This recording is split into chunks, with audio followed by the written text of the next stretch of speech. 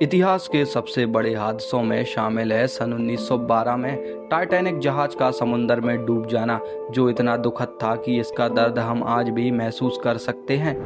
इस हादसे में करीब 1200 लोगों की मौत हो गई थी। 1912 में डूबे टाइटैनिक जहाज का मलबा पूरे 73 साल बाद समुंदर में 13,000 फीट की गहराई में मिला था, लेकिन एक बार फिर टाइटैनिक जहाज टाइटन सबमरीन को ले डूबा। दरअसल 5 लोगों का ग्रुप, जिसमें एक पायलट समेत दुनिया के 4 अरबपति, इस टाइटन सबमरीन में बैठकर टाइटैनिक जहाज के मलबे को देखने के लिए करीब 2 करोड़ रुपए खर्च करके अटलांटिक महासागर में उतरे थे। यह चारों लोग 8 घंटे की रोमांचक यात्रा पर निकले थे, लेकिन करीब 3 घंटे के बाद यह सबमरीन सिग्नल से बाहर हो जाती है।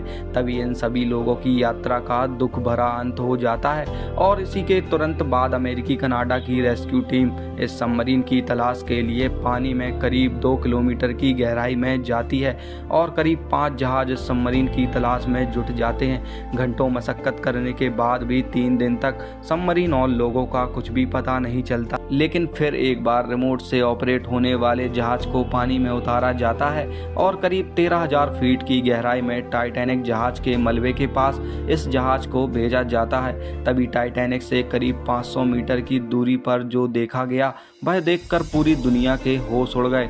टाइटैनिक से 1500 फीट की दूरी पर जब सबमरीन का मलबा मिला, साथ ही जमीन पर विस्फोट के निशान देखे गए, जिससे यह साफ हो चुका था कि सबमरीन ब्लास्ट के कारण तबाह हो गई है।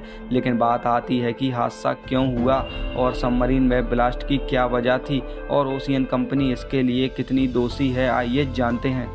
दरअसल विशेषज्ञों का मानना है कि जिस जगह सबमरीन पहुंच गई थी, वहां पर पानी का दबाव करीब 5600 पाउंड पर स्क्वायर इंच हो सकता है, जैसे आपके ऊपर 50 ट्रकों का वजन एक साथ रख दिया जाए, और यह कारण भी सबमरीन में विस्फोट की वजह हो सकता है। कुछ लोगों का मानना है कि टाइटन सबमरीन का आकार अन्य सबमरीन की तरह मजबूत और सुरक्षित नहीं था, जिस कारण से टाइटन सबमरीन तबाह हो गई। विशेषज्ञों का कहना है कि यह विस्फोट इतने कम समय में हुआ होगा जितने समय में आप अपनी पलक झपकते हैं।